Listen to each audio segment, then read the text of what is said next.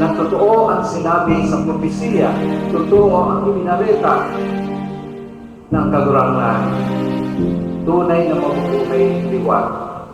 Dahil nagtapos ang kabos sa kagalanan, sa pagsakit, kundi sa pagkabuhay liwan.